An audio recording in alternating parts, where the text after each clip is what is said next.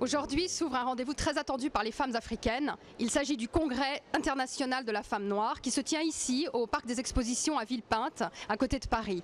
C'est une initiative de l'association Africa Femmes Performantes et la première édition a déjà eu lieu l'année dernière, en janvier 2007.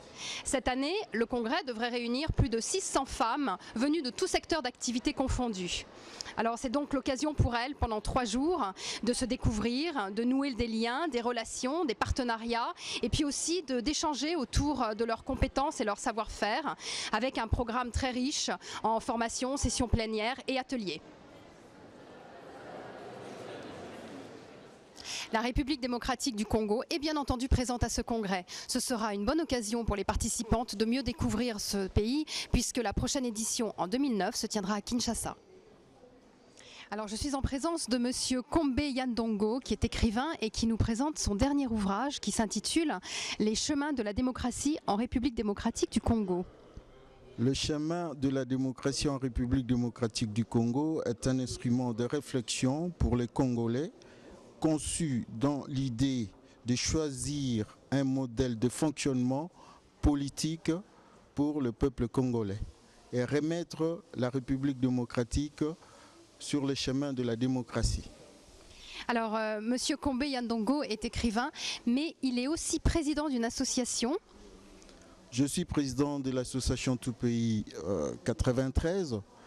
Le but de notre association, c'est pour aider les enfants de tiers-monde dans le domaine de scolarisation et aider aussi les malades qui souffrent dans des hôpitaux congolais. Donc j'imagine que votre présence ici, c'est pour parler aussi de ça à toutes les participantes que vous allez pouvoir rencontrer. Oui, je suis là pour sensibiliser quand même le peuple congolais pour que qu'on fasse quelque chose pour nos frères et sœurs qui sont restés là-bas au Congo. Et un mot sur le stand, est-ce que vous vous sentez chez vous ici? Je me sens chez moi parce que c'est l'identité même de la République démocratique du Congo. Merci. Je suis en compagnie de Jackie Kassongo et Anne-Marie qui représentent une marque de cosmétiques. Jackie, bonjour. Anne-Marie, bonjour. Alors, j'aurais voulu savoir, vous représentez une marque de cosmétiques, de produits spécialement conçus pour les peaux noires et métisses. Quelle est la place du maquillage aujourd'hui en Afrique ? Merci Martine. Au fait, le maquillage a toujours tenu une place importante dans la vie d'une femme en général. De tout temps d'ailleurs, nos mamans à l'époque se maquillaient, pas de façon moderne comme aujourd'hui, mais elles se maquillaient, elles se mettaient de colle sur le visage et on maquillait les yeux aussi. Avec une pierre, non? Avec une pierre, oui, noire, qu'on soulignait les yeux pour rehausser le regard. Et aujourd'hui, avec l'évolution des cosmétiques, donc on a beaucoup plus des produits très nets qui donnent des belles couleurs à la peau noire et métisse, justement. Alors, vous voulez dire que les femmes africaines s'impliquent de plus en plus dans la recherche de leur beauté ? Tout à fait, parce que la femme aujourd'hui, elle soigne son look, elle soigne son regard, sa présentation. C'est devenu vraiment un exemple même pour nos filles. D'accord.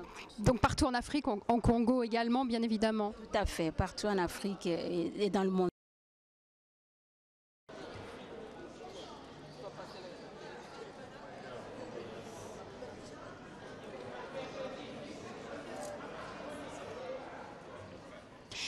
Je suis en présence de monsieur Litoma. Monsieur Litoma, bonjour. Bonjour madame. Vous êtes le directeur du Centre culturel congolais à Paris et vous allez nous expliquer les objets qu'il y a sur ce stand qui est magnifique, les objets que vous avez fait rapporter du Congo pour présenter à toutes les participantes de ce congrès. Exactement madame. La République démocratique du Congo a voulu effectivement présenter aux autres les richesses culturelles de son pays, de la République démocratique du Congo. La République démocratique du Congo, c'est un pays qui a une richesse culturelle très importante, énorme. Nous avons plus ou moins 400 dialectes, plus de 400 dialectes, mais c'est un peuple qui est uni. Alors ici, nous avons quelques exceptions que nous avons présentées, que nous allons vous présenter. Il y a de l'autre côté là-bas, la première table là-bas, ce sont quelques œuvres d'art modernes qui sont là. Et puis sur la deuxième table ici, ce sont des livres écrits par les femmes. Et ce sont des femmes congolaises qui les ont écrits. il y a même des livres des langues françaises, c'est-à-dire que pour l'enseignement de la langue française, qui ont été écrits par les femmes congolaises.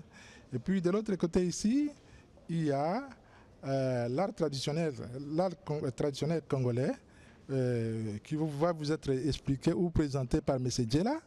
Et puis derrière là-bas, nous avons la carte touristique avec des bêtes que vous voyez là-bas. C'est pratiquement les espèces phares de certains parcs. Et vous allez constater qu'il y a un animal, une bête qu'on appelle okapi, qu'on ne retrouve nulle part au monde et qu'on retrouve seulement à la République démocratique du Congo.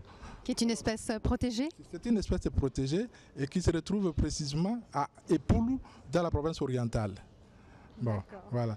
Bien. Merci Monsieur Litoma. Nous allons passer la parole à Monsieur Djela qui va nous donner quelques explications supplémentaires sur ces œuvres d'art qui sont ici présentes, œuvres d'art anciennes. Merci. Monsieur Djela, nous avons ici un certain nombre d'œuvres d'art traditionnelles et anciennes. Est-ce que vous pouvez, s'il vous plaît, nous en parler et nous dire pourquoi vous avez choisi de présenter celle-ci? Ah d'accord, on a choisi de présenter, comme c'est une thème pour les femmes, d'abord des maternités, des statuettes de maternité que vous voyez là. Ensuite, il y a une musicienne il y a la statuette qui représente la musique. À l'entretemps, c'est des tapis que vous voyez ici, sont faits par les femmes. Ça se transmet parce que ça s'est fait au niveau de la mère et de l'enfant et de la grand-mère. Donc quand une jeune fille a 8 ans, on lui apprend à tisser. Et plus on lui apprend, donc chacun elle fait ses motifs selon son goût. Ce qui fait que des tissus ressortent avec plusieurs motifs. Donc chacun est unique en fait. Voilà, donc chacun après, ça peut prendre 3 mois, 4 mois, 6 mois pour les terminer. Donc ça prend beaucoup d'heures de travail, ça peut prendre 600 heures et voilà les résultats. Et à l'entretemps, vous avez des grands tissus, ça c'est Kuba et ça c'est Kuba aussi. Donc ça on appelle ça des plaqués et ça c'est des brodés. Donc ça c'était fait ancestralement il y a très longtemps par des Kuba. Quand il y avait une cérémonie, donc on les mettait tous les longs comme un tapis rouge. Et ces tapis-là aussi, ces petits représentaient des richesses avant quand il n'y avait pas d'argent. Donc on gardait ça et puis voilà, donc ça s'est transmis. D'accord. Vous pouvez nous présenter aussi les objets qui sont sur cette table? Ça c'est des peignes sculptés qui sont faits en bois. Ça dépend des régions. Ça c'est par exemple c'est Luba avec une tête et puis bon c'est une peigne faite par des artistes. Toujours le thème de la femme, bien évidemment. Voilà. Et ça c'est aussi une ceinture Kuba. Donc des gens qui font ces tapis, c'est eux qui font aussi ces ceintures-là. Donc ils sont faits en coquillage avec un peu de perles et en coquille et puis des perles, voilà. Ce sont des ceintures. Et puis il y a des armes aussi. Celui-là c'est un instrument musical. Et puis bon, vous avez des statues aussi, hein. Comme par exemple celui-là. C'est Sokomuntu. Sokomuntu qui veut dire en africain homme-singe. Donc c'est pour ça que ça a une tête de singe. D'accord. Il y a beaucoup de femmes musiciennes au Congo. Vous parliez de la musique, des instruments de musique. Non, ça c'est pour les hommes. Mais on les présente quand même parce que ça fait partie de la culture congolaise. Bien sûr, d'accord. Bien, Monsieur Djela, je vous remercie beaucoup. Merci. Et bon congrès, merci. Merci à vous aussi. Monsieur Litoma, il y a ici sur cette table un certain nombre d'ouvrages, de livres. Est-ce que vous pouvez nous parler de quelques-uns, s'il vous plaît? Ok, merci beaucoup. Je vais commencer par ce livre ici, par 100 verbes pour parler lingala. Si nous l'avons choisi, c'est parce qu'il y a beaucoup de Congolais, et même des étrangers ou des Français, qui manifestent l'intention d'apprendre à leurs enfants la langue lingala. Alors, et nous aussi, au niveau du centre culturel, nous avons pensé qu'on pourrait apprendre aux enfants qui sont originaires de la République démocratique du Congo nos langues nationales, donc le lingala. Mais il y a beaucoup de langues en même temps dans la République démocratique du Congo, n'est-ce pas? Oui, il y a beaucoup de langues. Comme je parlais tout à l'heure, qu'il y a plusieurs langues ou plusieurs dialectes. Il y a d'abord les 4 langues nationales. Hein, les Français, les Lingala, les Chiluba et les Kikongo. Alors, comme nous sommes tombés sur ces livres ici, alors nous avons pensé qu'on peut bien amener ça là-bas. Il y a même des gens qui aimeraient acheter. Le prix est là, c'est mentionné. Nous sommes allés les chercher d'ailleurs à Bruxelles. D'accord. Quoi d'autre? Bon. Il y a par exemple les livres de Clémentine Faye, c'est Tu le leur diras. Vous voyez, c'est une femme congolaise qui a écrit ces livres ici. Bon, c'est ainsi que nous avons pensé qu'une femme congolaise qui a l'habitude d'écrire des poèmes, beaucoup de choses, des romans, des poèmes surtout, en langue française. Et ces livres sont étudiés à l'école chez nous. D'accord. Ouais. Un autre choix peut-être? Bon, il y a des livres des hommes politiques, par exemple, de Patrice Emery Lumumba. Et je crois que tout le monde, beaucoup de gens, les connaissent très bien parce que c'est notre héros national. C'est l'homme qui a lutté pour notre indépendance immédiate. D'accord. Un dernier choix? Oui, il y a les livres, puisque nous avons parlé de Lumumba, nous avons également parlé du président Kasavubu, dont le livre lui-même a été écrit par sa fille, Justine Mpoyo Kasavubu. C'est notre premier président de la République démocratique du Congo. D'accord, il y a donc un choix important. Est-ce que vous avez un choix vous-même, un particulier, un coup de cœur sur ces livres? Un seul? Oui, j'ai un petit coup de cœur pour le livre de Madame Gertrude Mianda qui a parlé des femmes africaines et le pouvoir.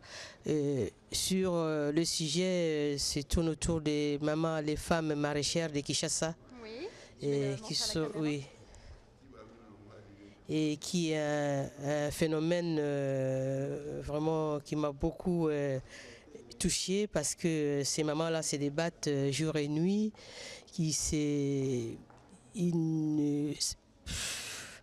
pas moi, aucun espace, aucune portion de terre échappe à leur attention. Ils prennent ça, ils font leur culture des légumes, En tout cas, des choses alimentaires pour se nourrir. pour pouvoir nourrir leurs enfants. Et ils nourrissent vraiment la vie de Kinshasa, même si c'est pas grand-chose, ça contribue à quelque chose. Et à travers ça, ils peuvent même payer les études de leurs enfants, faire des petites économies, subvenir à leur santé, tout ça. Moi, je trouve ça formidable. Et ce sont des femmes à encourager. C'est cette entreprise-là qui fait que ça vaut la peine quand même qu'on en parle aussi. Et moi, je salue bien ces livres qu'on ait parlé d'eux. D'accord, merci beaucoup. Merci à vous deux.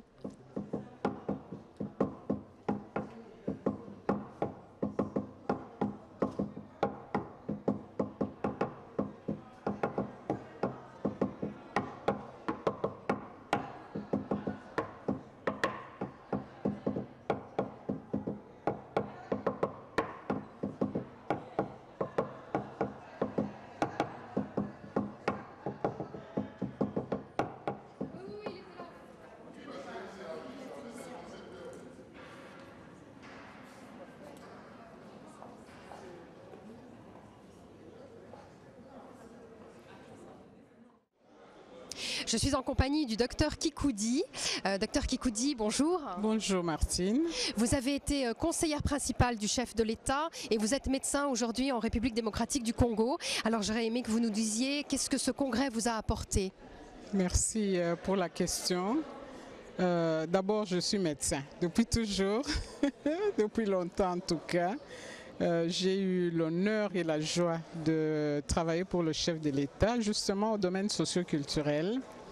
Et ce congrès a été d'une grande importance parce que j'ai pu rencontrer des gens qui, comme moi, se battent dans le domaine socio-culturel, qui se battent dans le domaine de la politique.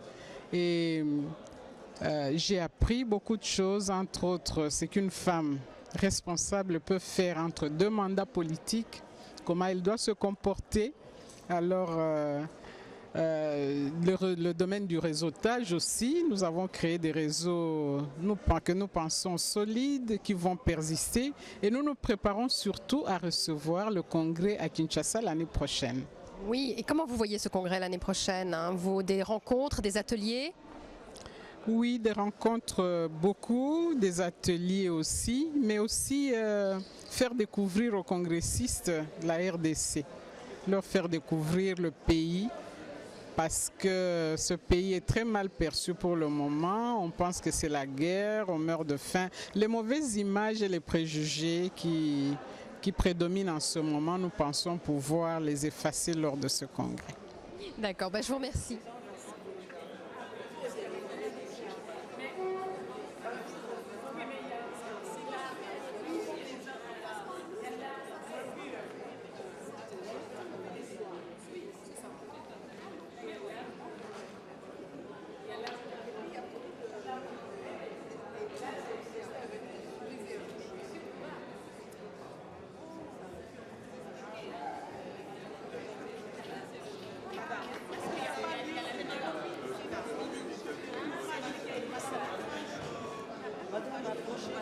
Madame, approchez, c'est vous qui venez.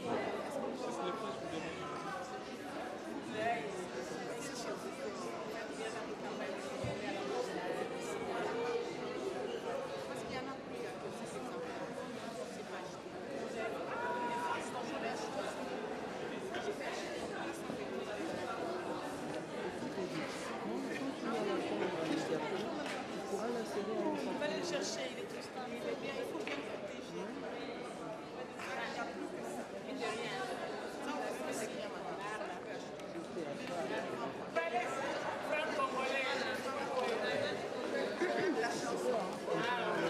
sont là rien pour les besoins de l'exposition. Ah, les violences. Ce sont des les violences. Les violences. Ah oui, faites à la femme. Oui. Je connais cette dame ici, madame. Ça, c'est 500. Là. Et mot pour mot, Maître Bestine, mot pour mot, il est exposé là aussi. ça aussi, ça j'ai pris, madame. Oui, il est là sur le stand d'exposition. On va le ramener ici, oui. Ah, il est là. Le chemin de la démocratie en République démocratique. Mais c'est pas vendu. Ça, c'est un homme, hein? Ah, oui, c'est ça.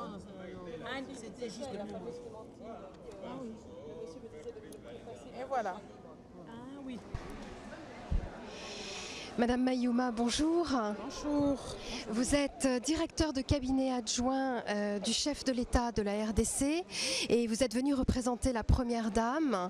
Vous avez donc assisté pendant 3 jours à ce congrès ici à Villepinte. Alors j'aurais voulu savoir, selon vous, quel est l'impact d'un tel événement sur la position de la femme congolaise compte tenu de toutes les souffrances qu'elle endure encore aujourd'hui?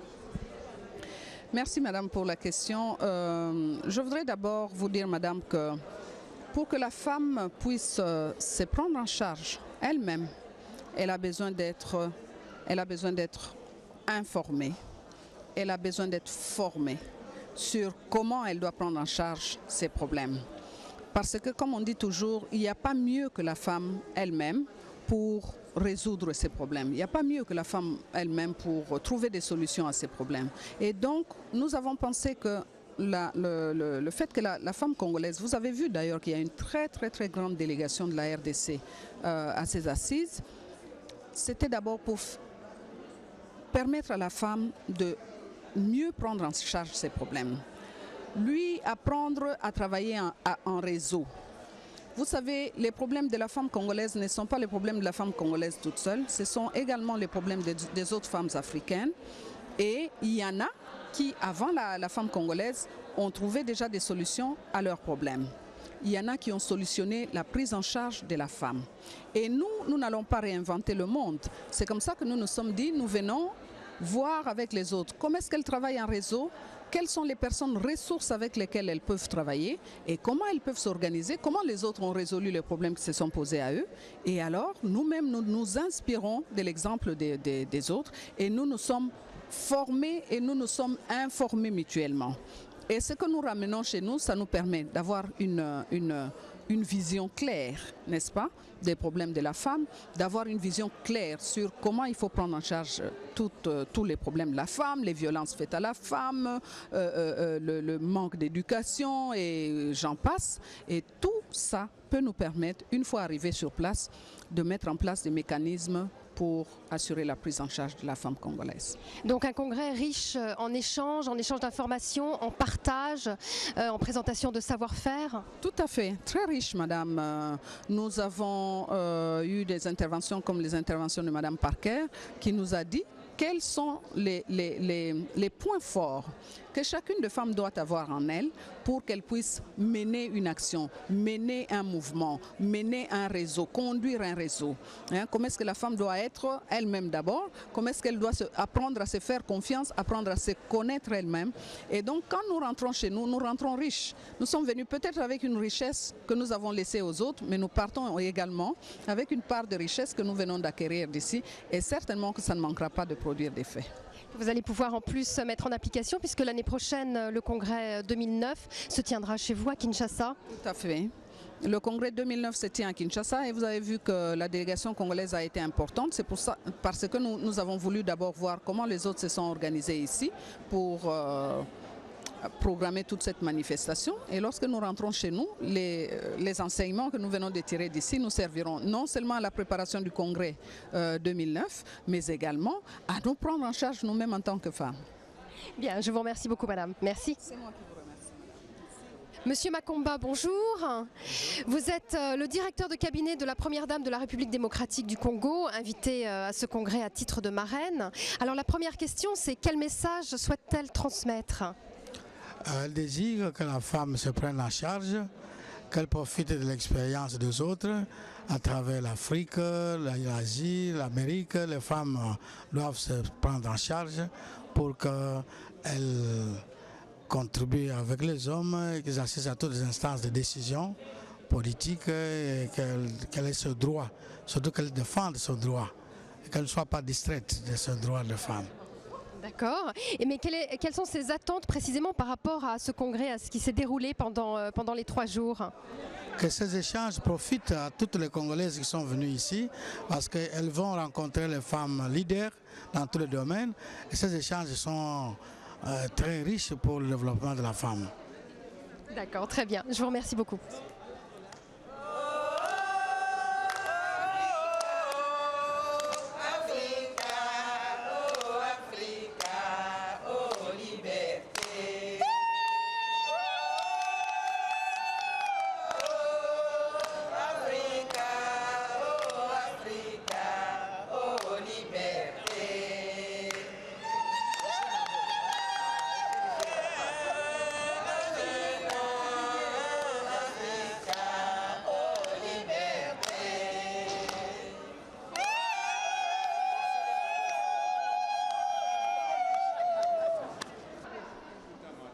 Madame Yenze, bonjour.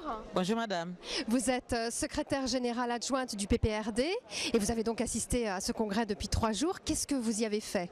Merci beaucoup madame pour la question. Nous sommes venus pour échanger avec les femmes noires d'Afrique, des Amériques, mais aussi des femmes d'autres pays qui ont une certaine expérience dans la conduite des affaires de l'État et aussi dans le business. Et nous sommes venus échanger notre propre expérience, notamment dans les réseautages. Il y a aussi énormément d'exposés qui nous ont enrichis les uns les autres. Nous avons échangé, je crois que nous allons rentrer avec beaucoup d'éléments pour que nous puissions les transmettre à notre tour dans notre pays. Alors justement, vous allez organiser cette transmission de quelle façon ? Mais nous allons travailler en équipe avec toutes les femmes qui sont arrivées ici à Paris. Et après, nous allons nous disperser à travers les communes, c'est-à-dire les subdivisions administratives de Kinshasa, et ces messages iront jusqu'à l'intérieur du pays par les structures de notre parti que le PPRD. Je vous remercie. Je vous en prie. Monsieur Djella, bonjour. Bonjour madame. Alors vous êtes antiquaire, vous avez apporté un certain nombre d'objets ici. Est-ce qu'on peut avoir une description ? Oui madame, par exemple ça c'est Stati Songé, ça c'est Luba. Celui-là, c'est les tabourets Luba. C'est fait en sculpture de femmes, comme c'est la journée des femmes aujourd'hui. C'est pourquoi j'ai tenu à amener pour présenter la valeur des femmes. Par exemple, ça, il y a une autre femme qui porte les bébés, c'est une maternité.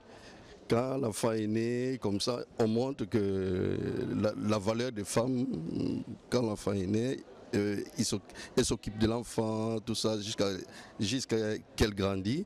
Donc ça donne l'importance de la femme. C'est pourquoi j'ai venu exposer ça. Et des ceintures là, les femmes les mettaient tout autour. Ils prennent le tissu, ils mettent et puis ils passent dessus. Donc c'était pendant les cérémonies qu'ils mettaient ça. Voilà. D'accord. Le matériau utilisé pour faire ces statues? Oui, c'est fait en bois. Donc c'est des sculpteurs, ça, ce sont des trucs qui datent de 30, 40, 50 ans. Donc c'est des pièces de remplacement. Ce ne sont pas des pièces démisées ou quoi, non. Les sculpteurs, ils ont fait après pour remplacer les pièces qui étaient avant nos assiettes, ils avaient sculptées. D'accord. Voilà, madame. D'accord. Vous avez une dernière question. Vous avez beaucoup de femmes artistes au Congo? Oui, nous avons beaucoup de femmes artistes. Mais les femmes ne sculptent pas le bois, mais il faut autre chose. Donc il y a des femmes peintres, nous avons des écrivains, et il y a plein de choses, la femme. D'accord, merci. Merci. Monsieur Mpaka, bonjour. Bonjour. Alors nous sommes ensemble parce que vous avez apporté certains objets, vous êtes représentant de l'art de la République démocratique du Congo à Paris. Bon, vous êtes aussi ancien joueur de basket, mais aujourd'hui vous représentez l'art et non le sport. Et vous avez apporté un certain nombre d'objets dont vous vouliez nous parler un petit peu. Exactement.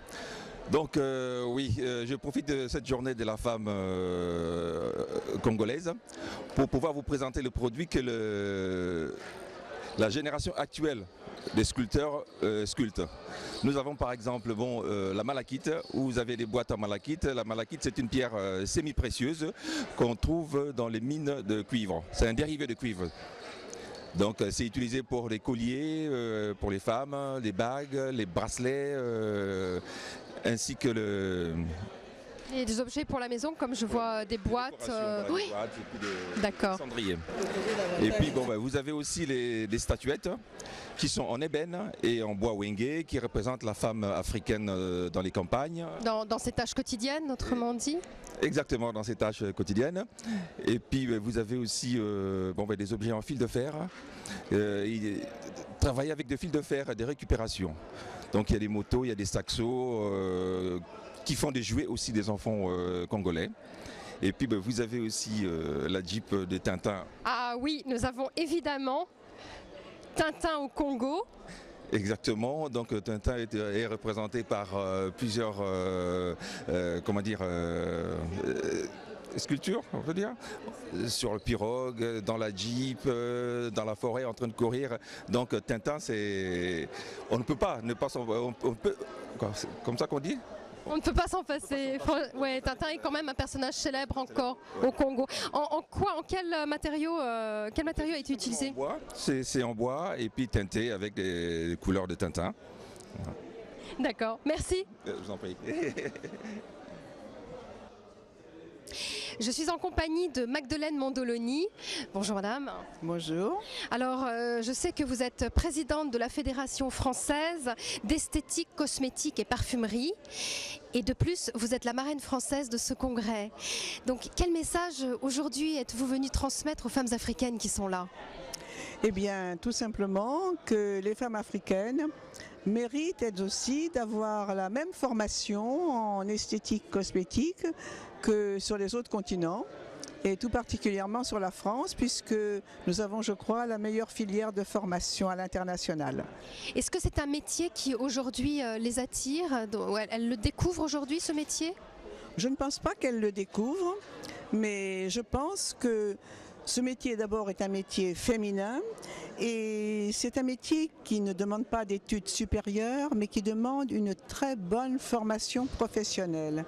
Alors je pense que c'est intéressant pour ces jeunes femmes pour travailler, et puis de plus en plus avec le tourisme, et Dieu sait si les Occidentaux nous sommes attirés par ce soleil africain, eh bien dans les hôtels, les hommes et les femmes qui viennent d'Occident sont ravis évidemment d'avoir tout ce que fait dans les spas, et donc cette beauté bien-être, mais il faut pour ça évidemment de bonnes techniciennes. Donc il y a beaucoup d'ouverture.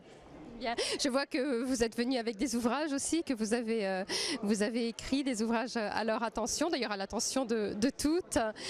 Maquillage, mode d'emploi, la beauté m'accompagne. Est-ce que la beauté, c'est une notion très, très forte chez la femme africaine ?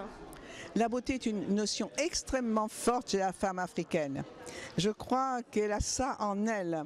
D'ailleurs, les Africaines sont de jolies femmes et elles recherchent beaucoup cette mise en valeur.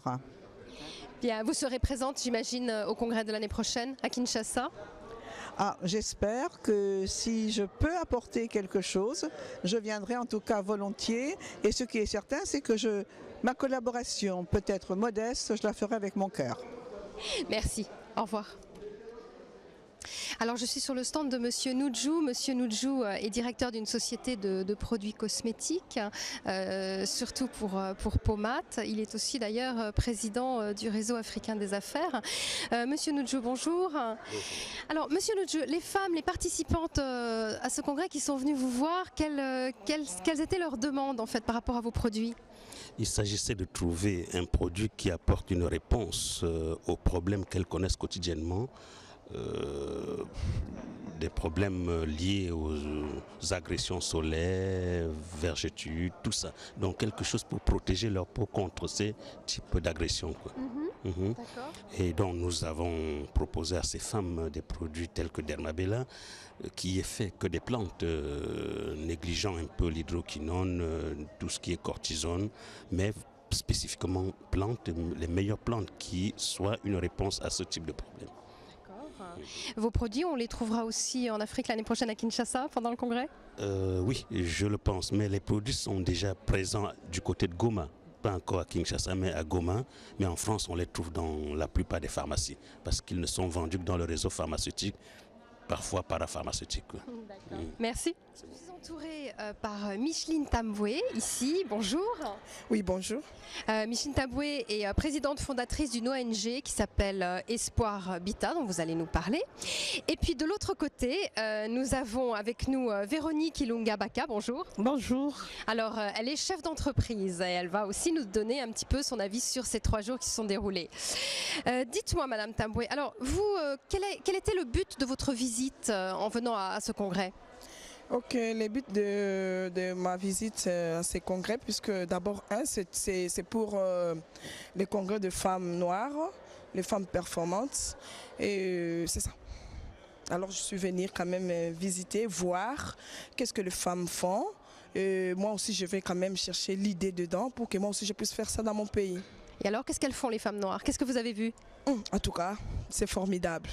Ils ont fait beaucoup de choses, surtout au réseautage et à la télé tête-à-tête. Vraiment, ça m'a donné l'idée, quand je vais rentrer chez moi, je puisse aider les fumeurs, comment c'est survivre eux-mêmes, puisqu'à partir des idées qu'il nous a données, les développements qu'il nous a donnés, en tout cas, ça m'a rendu vraiment encore une femme performante.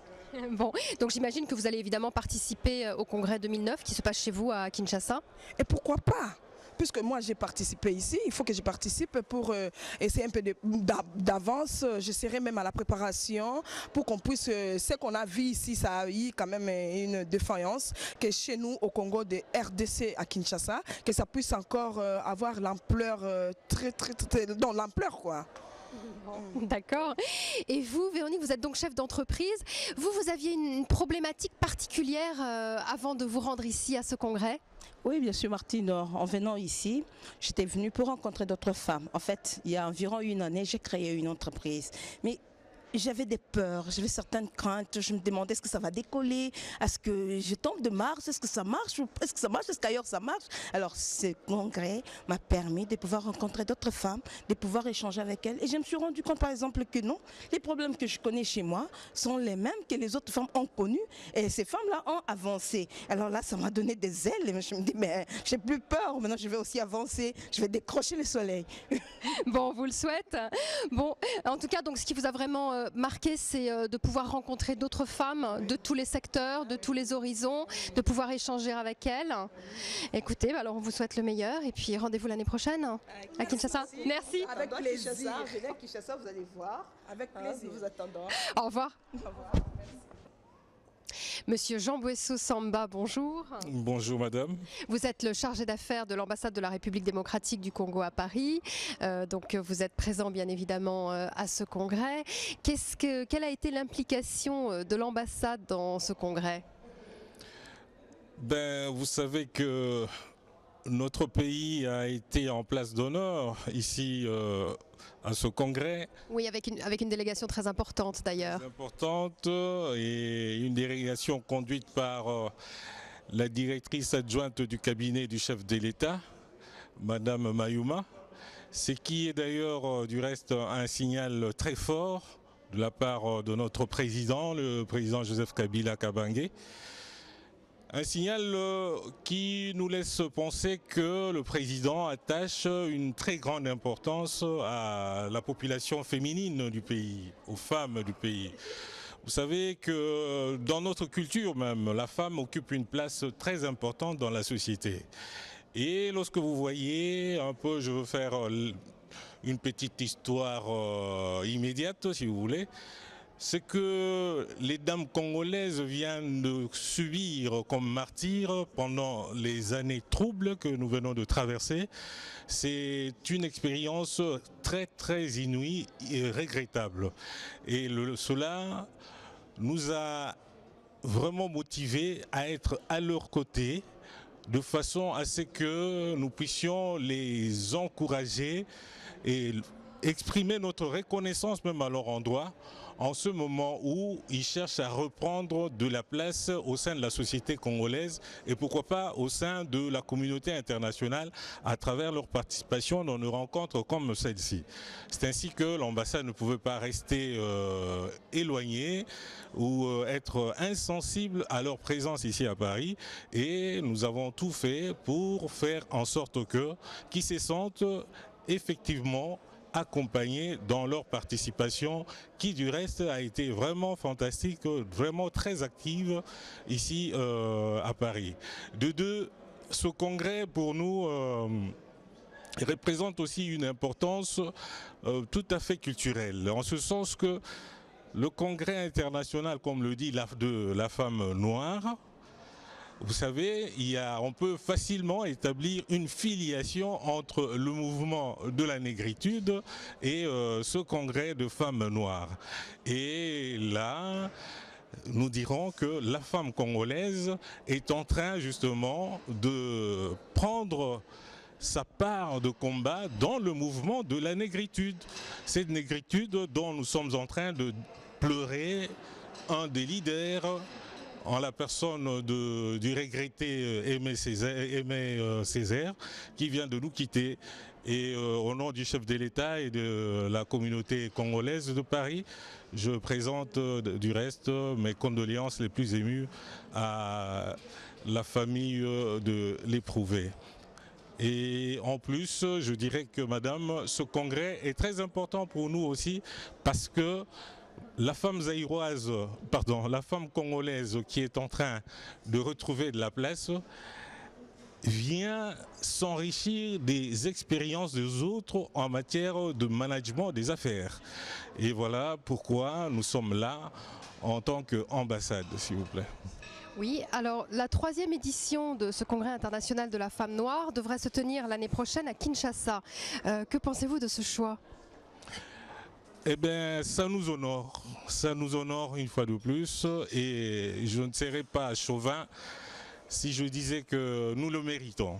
Nous le méritons de par, comme je l'avais dit, la participation très honorable de nos représentantes ici. Nous le méritons en tant que pays d'accueil, la République démocratique du Congo, et nous le méritons aussi parce que, voilà, le Congo voudrait jouer son grand rôle de grand pays au milieu de l'Afrique centrale et de qui dépend justement la sérénité, la paix, le développement de toute la sous-région de l'Afrique. Eh bien, rendez-vous alors l'année prochaine chez vous, à Kinshasa.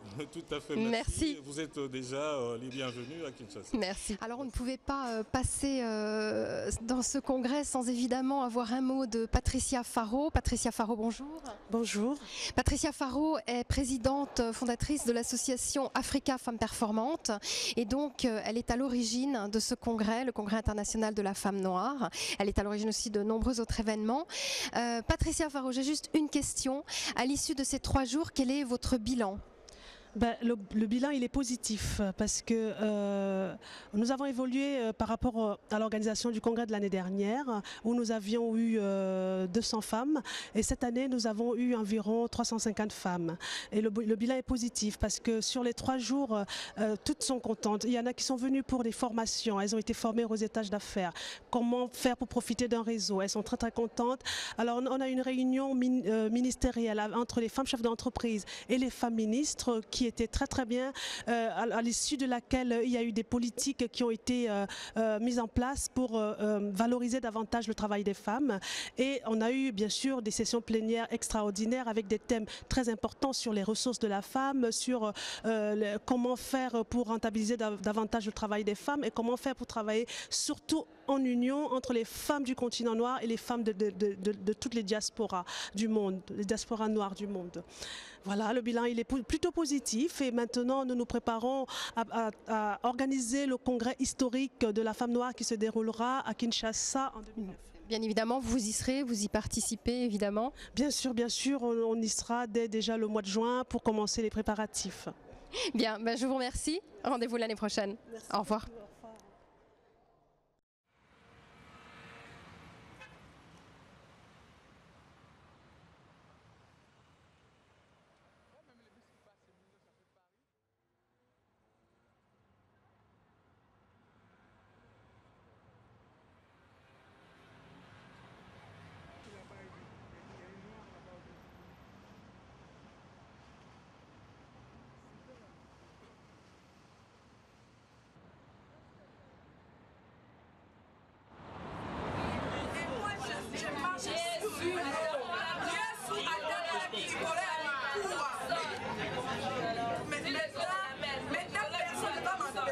C'est pour moi, hein? Tu vas faire les photos.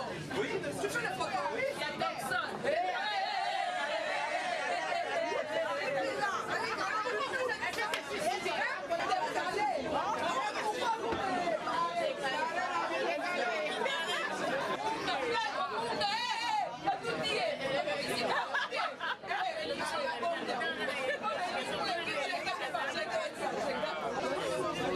Ici, quand même, c'est en dehors de l'habituel.